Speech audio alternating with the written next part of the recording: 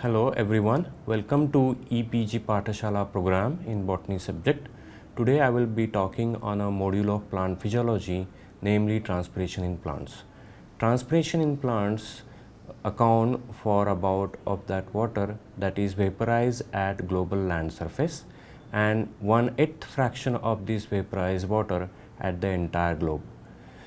The availability of water is a primary factor responsible for controlling terrestrial plant production at entire scale. Since plants do not have membranes that are permeable to carbon dioxide and impermeable to water, transpiration is an inevitable consequence of photosynthesis, particularly due to stomatal opening that are required for carbon capture as well as for transpirational water loss. And therefore, understanding of plant transpiration process at ecosystem level as well as at the individual plant level is essential. In this module, we will study the learning objectives of transpiration in plants. These are: study the overview of transpiration, study the physiological mechanism of transpiration, study the process of transpiration at a physical aspect, study the modes of transpirational water loss, study the factors affecting the rates of transpiration, study the relationship between transpiration and plant water use efficiency, and the last, study the genes that are regulating transpirational water loss and plant water use efficiency. Leaf transpiration is the process in which vaporization occurs by diffusion of water molecules from leaf chloroplast to the atmosphere via stomata. As you can see in the figure, transpiration is a loss of water in the form of vapor. Water is absorbed by the roots from the soil and transported as a liquid to the leaves via xylem. In the leaves, small pores, which are stomatal pores, allow water to escape as a vapor. In the leaves, small pores, which are stomatal pores, allow water to escape as a vapor. So the question arises, why do plants transpire? To answer this question, we need to address various reasons for this physiological process, and these various reasons are evaporative cooling, accessing nutrients from the soil, carbon dioxide entry, and water uptake. Evaporative cooling is the thermal sensitive process. It is also called as transpirational cooling. As water evaporates or converts from a liquid to a gas at the leaf cell and atmosphere interface, energy is released. This process decreases the internal temperature of leaf, leading to the cooling effect to the leaf. As you can see in the figure, evaporative cooling, which is exothermic process, uses energy to break the strong hydrogen bonds between liquid water molecules, and the energy used to do so is taken from the leaf, given to the water molecules that have converted to a highly energetic gas molecules. These gas molecules and their associated energy are released into the atmosphere by cooling the plant. Accessing nutrients from the soil is another important physiological benefit of transpiration. The water that enters the root contain dissolved nutrients vital to the plant growth, and it is thought that transpiration enhances nutrient uptake into the plants.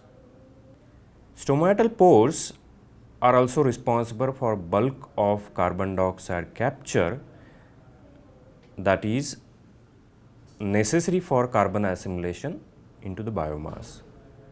The disproportionate exchange of carbon dioxide and water leads to a paradox. The larger the stomatal opening, the easier it is for carbon dioxide to enter the leaf to drive photosynthesis.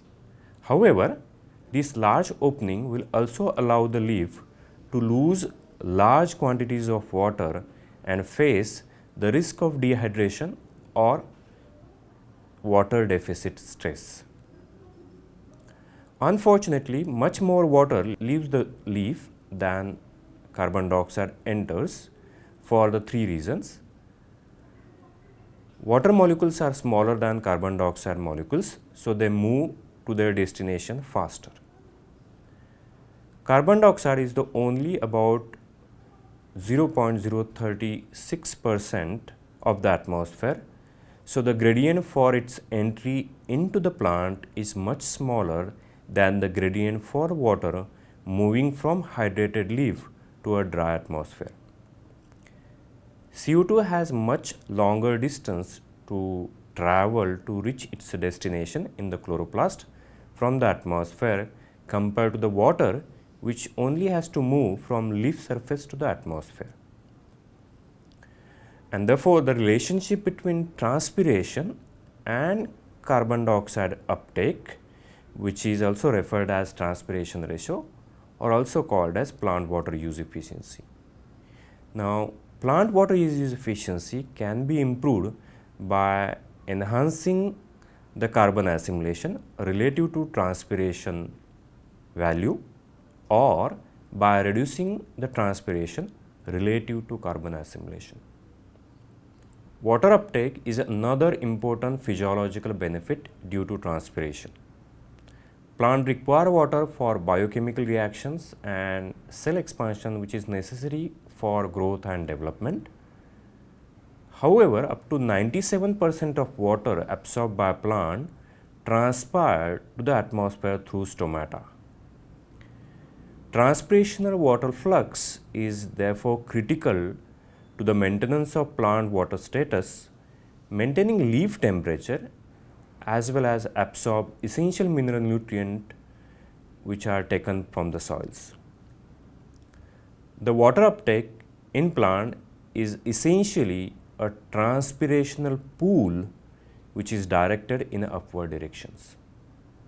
Transpiration rates depend on two major physical factors. The first one is the driving force for water movement from the soil to the atmosphere, and the second one is the resistance to the water movement in the plant. Driving force for transpiration is a difference in water potential between soil and plant surrounding atmosphere. This water potential difference creates a gradient forcing water to move towards areas with less water. With a dry air, there is a greater driving force to move through the plant that fastens the transpiration rate. There are three major resistances to the movement of water out of a leaf. First one is cuticular resistance, the second one is stomatal resistance, and the third one boundary layer resistance. The greater any individual resistance is to the water movement, the slower the transpiration rate. A simple equation of how these factors affect transpiration is transpiration equals to a difference between water potential of a leaf and water potential of atmosphere, this difference value divided by resistance. There are various factors which affect rate of transpiration. The first major factor is plant parameters, in which stomata, boundary layer, cuticle, and the second factor, which is environmental condition, is relative humidity, temperature, soil water, and wind. Stomata play a critical role in transpiration. Stomata are primary control mechanisms that plant uses to reduce water loss as well as allow carbon dioxide entry to drive the photosynthesis. During daytime, photosynthesis is active At the same time, water exits from the stomatal pores as it evaporates, cooling the leaf. When the stomata are open, transpiration rate increases. When they are closed, transpiration rate decreases.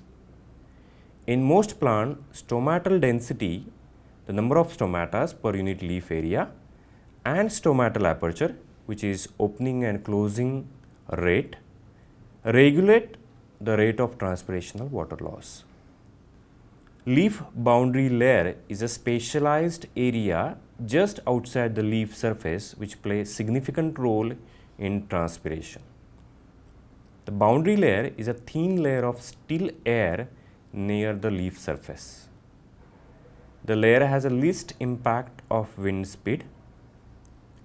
During transpiration, water vapor leaving the stomata must diffuse through this motionless layer to reach to the atmosphere. The larger the boundary layer, slower is the transpirational water loss. Plant can alter their boundary layers around the leaves through variety of structural features which are present on the outside surface of the leaves. The cuticle is a waxy layer present on all above ground tissues of a plant and serves as a physical barrier to the water movement out of a leaf.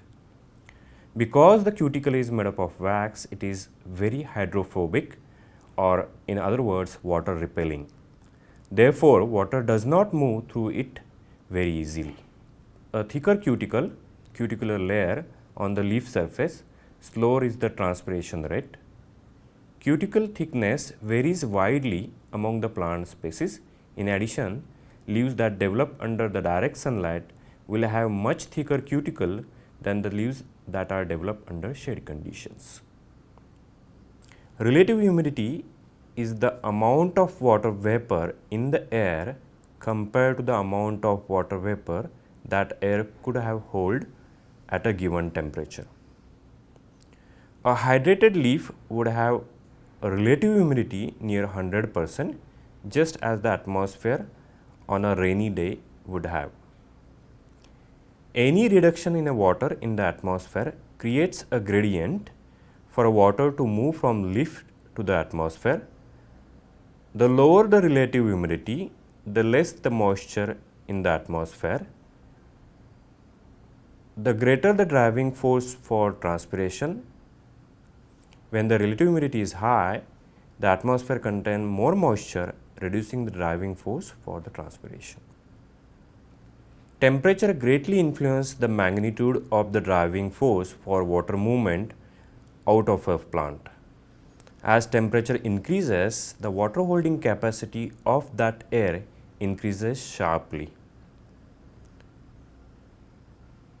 The amount of water does not change, just the ability of air to hold the water. Because the warmer air can hold more water, its relative humidity is less than the same air sample at a low temperature, or it is also a dry air. Because the cooler air holds less water, its relative humidity increases, or it is also called as moisture air. Therefore, warmer air will increase the driving force for transpiration and the cooler air will decrease the driving force for transpiration. The source for water for transpiration out of the plant comes from a soil. Plants with adequate soil moisture will normally transpire at a higher rates because the soil provides water to move through the plant. Plant cannot continue to transpire without wilting if the soil is very dry, because water in the xylem that moves out through the leaves is not being replaced by the soil water. This condition causes the leaf to lose the turgor or firmness and the stomata to close. If this loss of turgor continues throughout the plant will wilt. Stomata are triggered to open in the light so that the carbon dioxide is available for light dependent process of photosynthesis. Stomata are closed in the dark in most plants. Very low levels of light at a dawn can cause stomata to open so that they can access carbon dioxide for photosynthesis as soon as the sun hits their leaves. Stomata are most sensitive to blue light and the light predominating at the sunrise. Wind can also alter the rates of transpiration by removing the boundary layer, that is a still layer of a water vapor reaching the surface of leaves. Wind increases the movement of water from the leaf surface when it reduces the boundary layer, because the path for the water to reach the atmosphere is shorter. Now we will discuss the modes of transpirational water loss. Transpiration occurs during the day as well as in the night. However, majority of transpirational water loss occurs during daytime. Stomata and the cuticle play important role in regulating the rate of transpiration. Let's first discuss stomatal transpiration. Stomatal transpiration during daytime begins with the distinct stomatal opening that results in an increase in the stomatal conductance, leading to a water loss. Stomatal transpiration increases steadily with increase in the stomatal conductance, assuming two physiological conditions that should follow simultaneously. First, the vapor pressure deficit is constant. Second, the boundary layer resistance is nearly zero. Stomatal density, that is number of stomata per unit leaf area, influences water loss, as the stomatal pore area represents principal diffusion pathway for the water loss. A reduced stomatal number is correlated with the reduced transpiration. Stomatal aperture, that is the opening and closing of stomata, is controlled by a cascade of signaling factors.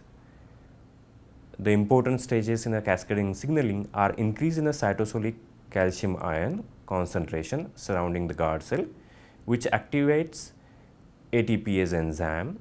The activated ATPase enzyme changes the membrane polarization.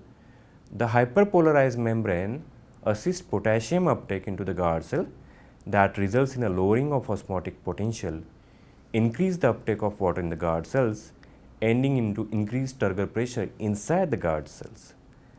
The ultimate increase in the guard cell volume leading to a stomatal opening. Cuticular transpiration.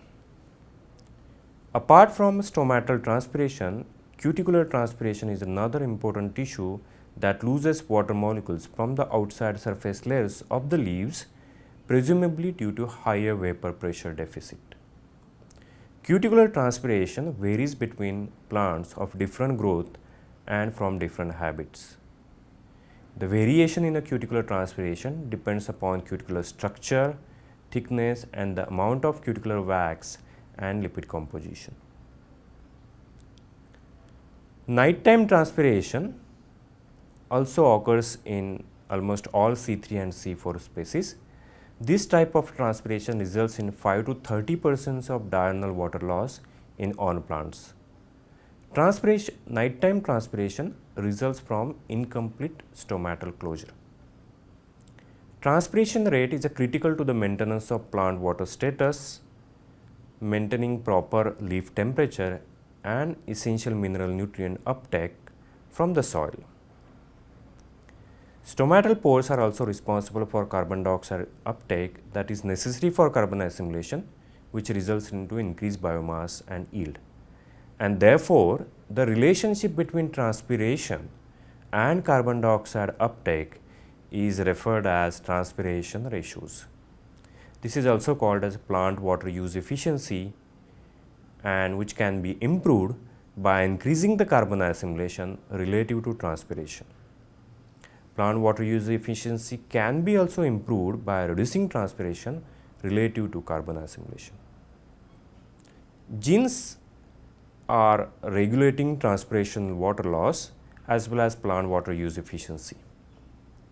There are overall 8 to 20 genes which are present in Arabidopsis and many other plant species that have identified which can regulate water use efficiency and transpiration ratios.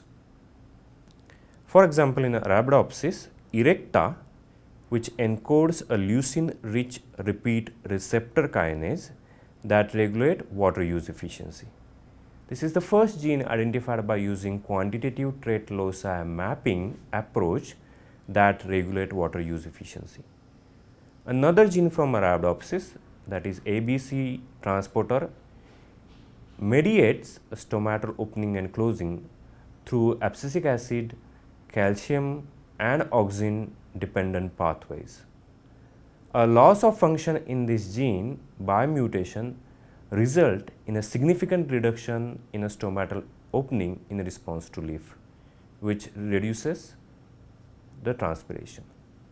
The other genes, for example, Hardy, DREB1 and GTL1 have been shown to be a key regulator in stomatal functioning, leading to a tight regulation in plant water use efficiency and by improving plant water use efficiency in these plants. Let's summarize the topic. Plant transpiration can be determined by vapor pressures of water from inside to the outside of the leaf, as well as from the resistance values, which are reciprocal values of conductance from the inside to the outside of the leaf. Resistance to the water movement includes stomatal, cuticular and boundary layer. The relationship between transpiration and the amount of carbon assimilated is also called as transpiration ratios. This is also referred as plant water use efficiency. Plant water use efficiency can be calculated as the amount of water transpired divided by the amount of carbon assimilated. The primary route of water and carbon movement inside the plant is primarily by stomatal pathway. Beyond this primary stomatal pathway, the cuticle and boundary layer often provide resistance to that may influence plant water use efficiency. Plant water use efficiency can be achieved by increasing carbon assimilation relative to the plant transpiration, or by reducing plant transpiration to the relative to the carbon assimilation. Natural variation in plant water use efficiency is often negatively correlated with the transpiration, but not with carbon assimilation. Therefore, plants have various physiological mechanisms that may influence plant water use efficiency, which is under genetic control. Therefore, plant water use efficiency can be achieved by genetic introgression of genetic determinants or the genes that regulate the physiological mechanism of plant transpiration. Thank you.